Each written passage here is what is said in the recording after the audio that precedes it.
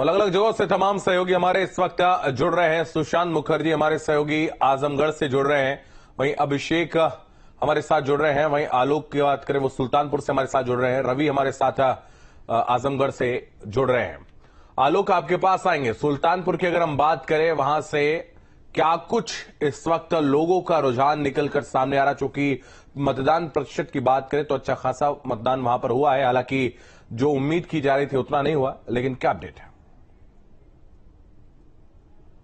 जैसे ही सत्ता होगा वैसे ही ट्रेन बनाना। सुल्तानपुर की अगर बात करें तो ये बात तो बिल्कुल साफ हो गई है। आज जिस तरीके से मतदान हुआ है या मतदाताओं से बात हुई है, यहाँ पर कांटे की टक्कर है।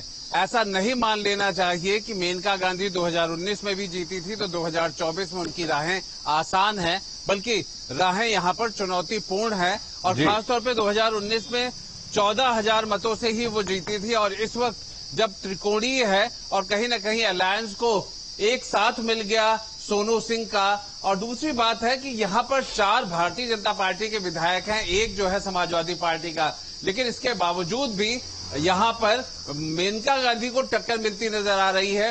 रही वोटों का प्रतिशत की बात, तो वो 2019 से लग रहा है कि थोड़ा कम होगा। ऐसे में अभी देखना होगा कि जो वोट परसेंटेज गिर रहा है 2 या 3%, क्योंकि एक बार लाइन में लग जाने के बाद 7-8 बजे तक भी ये वोट हो सकता है, लेकिन अगर 1-2% गिरता है तो आखिर किसके लिए ये नुकसानदेह है, ये देखना होगा। लेकिन अगर अलग अलग विधानसभाओं की तरफ से देखें तो कई ऐसे जगह हैं जहां पर अच्छी खासी टक्कर मिल रही है, और मेनका गांधी ने भी हालांकि पूरी कोशिश की, यहाँ पर हर जगह वो गई, लोगों से मिली और विकास कार्यों को भी गिनाया है। लेकिन अगर बात करें तो अलायंस के भी जो प्रत्याशी हैं, वो खास तौर पर अगर वोटर कार्ड की बात की जाए, जातीय समीकरण को देखते हुए रामभुआल निषाद की बात की जाए, तो उनकी टक्कर भी मजबूत नजर आ रही है। अब 4 तारीख का इंतजार करना पड़ेगा, लेकिन सुल्तानपुर में कड़ी टक्कर है, कड़ी निगाहें यहाँ पर देखनी होगी, और 4 तारीख को यहाँ पर मतदाताओं ने क्या फैसला किया उसका इंतजार करना पड़ेगा। बिल्कुल आलोक, लगातार आप हमारे साथ बने रहिए। सुशांत, क्या कुछ आज तस्वीर नजर आई, किन मुद्दों को लेकर लोग वोट करते नजर आए?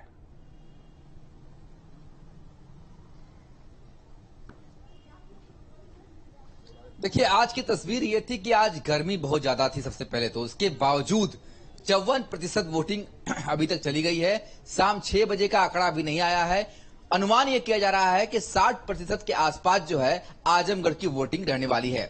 आपको तस्वीरों में दिखाएंगे किस तरीके से अब जो है मतदान अब संपन्न हो रहा है। अब लोग जो है धीरे धीरे बाहर निकल रहे हैं। अब ईवीएम भी कुछ दिन में बाहर निकल जाएगा, कुछ देर में बाहर निकलेगा। महिला मतदाता हमने खड़ी हैं।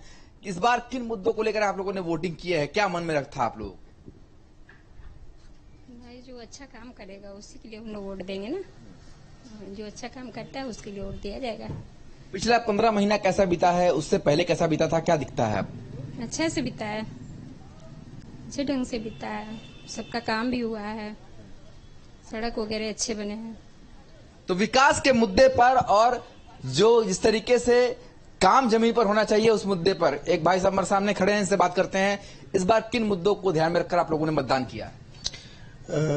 बहुत अच्छा मतलब सरकार चली है, और हमारी जो संस्कृति है वो कहीं ना कहीं उसमें बहुत ज्यादा वो स्ट्रांग हुई है। और हम लोग को ऐसा लगा है कि सेना के जो हमारे सेना को जो मजबूत करने का जो काम है वह इस सरकार के द्वारा किया गया है। और जो भी वादे इन्होंने किए थे, इन्होंने जो भी संकल्प पत्र बनाया था, मैनिफेस्टो था इनका, उसमें इन लोगों ने जो जो वादे किए थे वो वादा इन लोगों ने निभाया। जिस तरह से 170 हटा दिया, वो राम मंदिर को बोला था बनवाने के लिए तो बनवा दिया। तो ये सब हम लोगों ने देखा है। और ये सबसे बड़ा तो ये इन्होंने स्टार्टअप का काम किया, यूथ के लिए स्टार्टअप का। पहले एक यूनिकॉर्न हुआ। ठीक है सुशांत, आप बने रहे हमारे साथ। लालगंज चलते हैं जहां से रवि हमारे साथ इस वक्त जुड़े हुए हैं। क्या कुछ इस दौरान तस्वीर नजर आई रवि, वहां पर किन मुद्दों को लेकर लोगों ने वोट डाला है? लालगंज आपको बता दें कि सुरक्षित सीट है आजमगढ़ के, लालगंज लोकसभा सीट जो है, और यहाँ पर समाजवादी पार्टी से दुर्गा प्रसाद सुरेश, भारतीय जनता पार्टी से नीलम सिंह और बहुजन समाज पार्टी से इंदु चौधरी चुनावी मैदान में है। जातिगत समीकरणों को देखा जाए या फिर अन्य मुद्दों को देखा जाए तो भी यह क्रम यहाँ पर एक बड़ी लड़ाई देखने को मिलेगी तीनों दलों के बीच। ऐसा नहीं है कि कोई 2 दल अपने में लड़ रहे हैं और तीसरा दल नहीं लड़ रहा, तीनों दलों के बीच बराबर लड़ाई देखने को मिलेगी।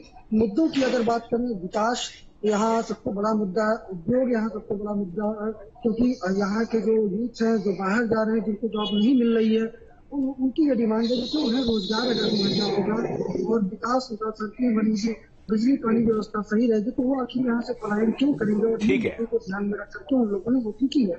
जी ठीक है, आप बने रहिए हमारे साथ। ओवैश हमारे सहयोगी भी हमारे साथ इस वक्त डुमरियागंज से जुड़ गए हैं। ओवैश, किन मुद्दों को लेकर लोगों ने आज मतदान किया है? हालांकि गर्मी भी लगातार बढ़ती जा रही है, तापमान जो है वो लगातार बढ़ रहा था, लेकिन जो तस्वीरें हम लगातार देख रहे थे अलग अलग जगहों से सामने आ रही थी, लोगों के उत्साह में कमी नहीं थी।